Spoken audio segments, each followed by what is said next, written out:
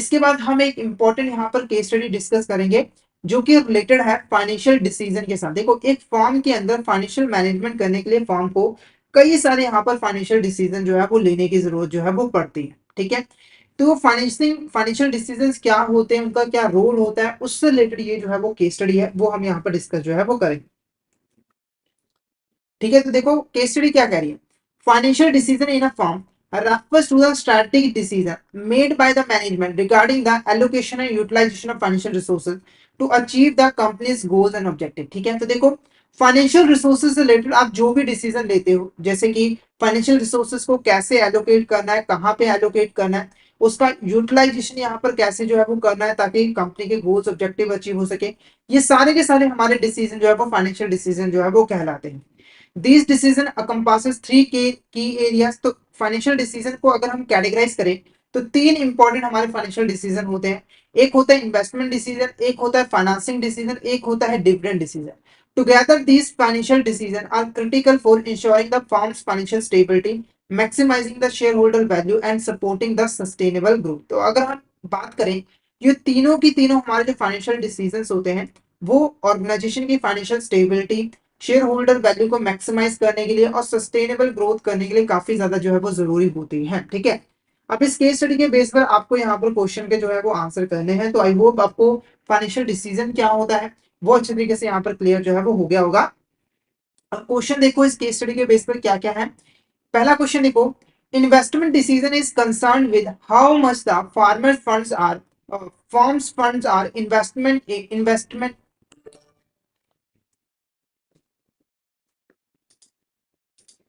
ठीक है, तो क्वेश्चन देखो यहाँ पर क्या है। Investment decision is concern with how the forms funds are invested in different assets. Investment decision can be long term और short term. Which of the following is an example of investment decision. अगर हम investment decision की बात करें, देखो investment decision के अंदर हम ये डिसीजन लेते हैं, ये डिसाइड करते हैं कि फॉर्म के जो फंड्स हैं उसे हमें कौन कौन सी एसेट्स में, प्रोजेक्ट में जो है वो इन्वेस्ट करना है।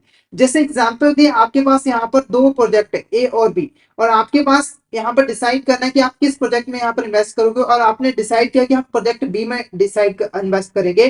तो ये जो आपने डिसीजन लिया है ये हमारा इन्वेस्टमेंट डिसीजन जो है वो कहलाता है। तो इसमें से कौन सा हमारा एग्जाम्पल है फाइनेंशियल इन्वेस्टमेंट डिसीजन का।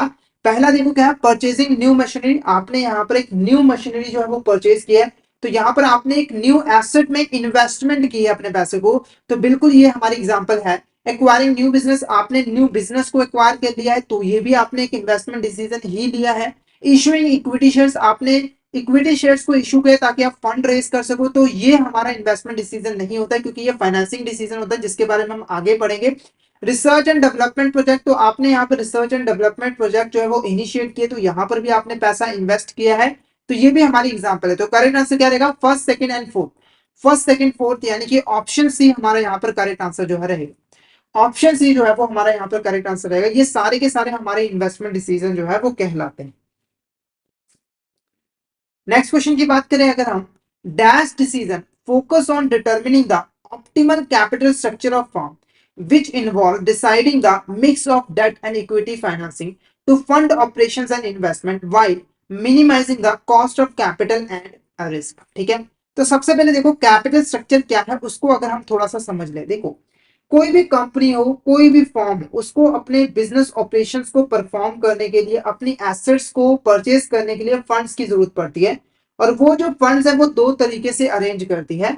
एक तरीका होता है कि वो ऑनर से पैसा मंगवा ले जिसको हम इक्विटी फंड्स कहते हैं। ठीक है, और दूसरा तरीका होता है कि वो ऑनर के अलावा किसी थर्ड पार्टी से डेट ले ले, जैसे कि बैंक वगैरह से लोन जो है वो ले सके, इसको हम डेट फंड्स कहते हैं। तो इनका ये जो मिक्स होता है, इक्विटी और डेट का ये जो मिक्सचर कंपनी यूज कर रही है अपने ऑपरेशंस को फंड करने के लिए, बिजनेस एक्टिविटीज को परफॉर्म करने के लिए, इसी को हम कैपिटल स्ट्रक्चर जो है वो कहते हैं। ठीक है, तो एक ऐसा डिसीजन जिसके अंदर हम डिटरमाइन करते हैं कि हमारा जो कैपिटल स्ट्रक्चर है वो कैसा होना चाहिए। ठीक है, जिससे कि हमारी जो ऑपरेशंस है, इन्वेस्टमेंट है, उसको हम फाइनेंस कर पाए, साथ के साथ हमारी जो कॉस्ट ऑफ कैपिटल और रिस्क उसको भी हम मिनिमाइज कर पाए। इसे हम इन्वेस्टमेंट डिसीजन कहते हैं, इसे हम फाइनेंसिंग डिसीजन कहते हैं, इसे हम डिविडेंड डिसीजन कहते हैं या फिर ऑपरेशनल डिसीजन कहते हैं। तो आपको क्या लग रहा है इसका करेक्ट आंसर क्या होगा, फटाफट से चैट बॉक्स में बता दे इसका करेक्ट आंसर आपको क्या लग रहा है, क्या होगा इसका करेक्ट आंसर। ये डिसीजन हमारा क्या रहेगा, क्या करेक्ट रहेगा? तो करेक्ट आंसर क्या है? Option B, financing decision is the correct answer. देखो फाइनेंसिंग डिसीजन के अंदर हम बेसिकली ये डिटरमाइन करते हैं कि हम किन किन सोर्सेज से यहाँ पर फंड जो है वो रेंज करेंगे, जैसे कि डेट से कितना पैसा मंगवाएंगे, इक्विटी से कितना पैसा यहाँ पर मंगवाएंगे, ये सारे डिसीजन फाइनेंसिंग डिसीजन के अंदर आते हैं। नेक्स्ट क्वेश्चन की बात करें, financing decision involves determining the best capital structure for a firm, which of the following is a financing decision. ठीक है, तो क्वेश्चन बेसिकली पूछ रहा है कि इसमें से कौन सा हमारा यहाँ पर फाइनेंसिंग डिसीजन है। पहला, choosing between different investment and project. ठीक है, तो आपके पास दो प्रोजेक्ट है, उसमें से आप एक प्रोजेक्ट को चूज कर रहे हो, तो क्या ये फाइनेंसिंग डिसीजन? नहीं, ये हमारा इन्वेस्टमेंट डिसीजन होता है, ये हमारा इन्वेस्टमेंट डिसीजन होता है। उसके बाद deciding the amount of profit to be retained, कितना प्रॉफिट, जैसे आपने प्रॉफिट कमाया तो प्रॉफिट का कितना हिस्सा आपको अपने पास रिटेन करके रखना है और कितना हिस्सा शेयर होल्डर को देना है, ये जो है वो हमारा डिविडेंड डिसीजन होता है, जिसके बारे में हम आगे बढ़ेंगे। Issuing new shares to raise capital, आपने न्यू शेयर्स यहाँ पर इशू किए हैं ताकि आप फंड रेज जो है वो कर पाओ, तो बिल्कुल ये फाइनेंसिंग डिसीजन के साथ यहाँ पर रिलेटेड है। उसके बाद analysing the profitability of a new product, तो ये हमारा फाइनेंसिंग डिसीजन नहीं होता, तो ऑप्शन सी हमारे यहाँ पर करेक्ट आंसर रहेगा। ठीक है, यानी कि आपने न्यू शेयर्स यहाँ पर इशू किए ताकि आप कैपिटल रेज करो, ये हमारा फाइनेंसिंग डिसीजन जो है वो कहलाता है। तो ऑप्शन सी हमारा यहाँ पर करेक्ट आंसर जो है वो रहेगा, option C is the correct answer.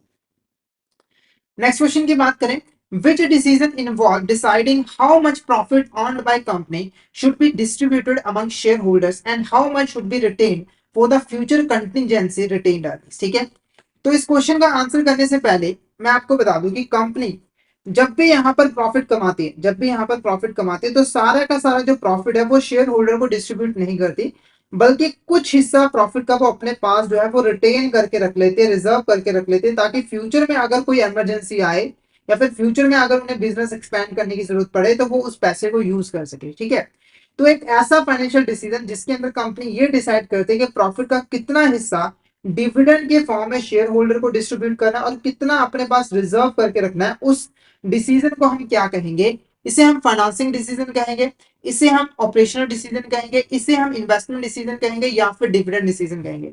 तो फटाफट से इसका करेक्ट आंसर बता दें, इसका करेक्ट आंसर आपको क्या लग रहा है? इसका करेक्ट आंसर क्या होगा? इसे हम फाइनेंसिंग डिसीजन कहेंगे, ऑपरेशनल डिसीजन कहेंगे, इन्वेस्टमेंट डिसीजन कहेंगे, या फिर डिविडेंड डिसीजन कहेंगे? क्या होगा करेक्ट आंसर?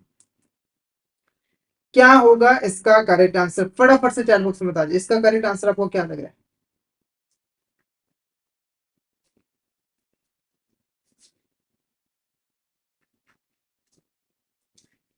तो ज्योति जी का यहाँ पर बिल्कुल करेक्ट आंसर है ऑप्शन डी, डिविडेंड डिसीजन हमारे यहाँ पर करेक्ट आंसर रहेगा, dividend decision is the correct answer. Next question देखो, XYZ manufacturing company, a medium size firm specialising in automotive components, is facing several strategic financial decisions.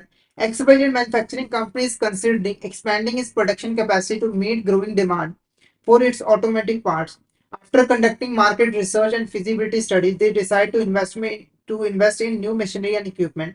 The decision by XYZ manufacturing company to invest in new machinery and equipment to expand production capacity is known as। ठीक है, तो एक XYZ manufacturing company है जो कि automotive components यहाँ पर बनाती है, उसकी अब जो डिमांड है वो काफी इंक्रीज हो गई, जिसको देखते हुए एक्सवाई मैन्युफैक्चरिंग कंपनी ने डिसाइड किया कि वो अपने प्रोडक्शन कैपेसिटी को इंक्रीज करेगी, एक्सपैंड करेगी। ठीक है, जिसके लिए उसने एक इंपॉर्टेंट डिसीजन लिया कि वो न्यू मशीनरी और इक्विपमेंट को बाय करेगी ताकि वो प्रोडक्शन कैपेसिटी को एक्सपैंड कर सके। तो ये जो डिसीजन है वो कौन सा डिसीजन हमारा कहलाएगा? पहला फाइनेंसिंग डिसीजन, दूसरा इन्वेस्टमेंट डिसीजन, तीसरा डिविडेंड डिसीजन, या फिर नन ऑफ द अबव। तो ये जो डिसीजन एक्सवाइजेड कंपनी ने लिया है, इस डिसीजन को हम क्या कहेंगे वो आपने मुझे चैट बॉक्स में बताना है। ये हमारा फाइनेंसिंग डिसीजन कहलाएगा, इन्वेस्टमेंट डिसीजन कहलाएगा, डिविडेंड डिसीजन कहलाएगा, या फिर नन ऑफ द अबव? बिल्कुल सही, यहाँ पर ये हमारा ऑप्शन भी इन्वेस्टमेंट डिसीजन कहलाएगा, यानी कि कंपनी यहाँ पर इन्वेस्टमेंट करने का डिसाइड जो है वो कर चुकी है। ठीक है,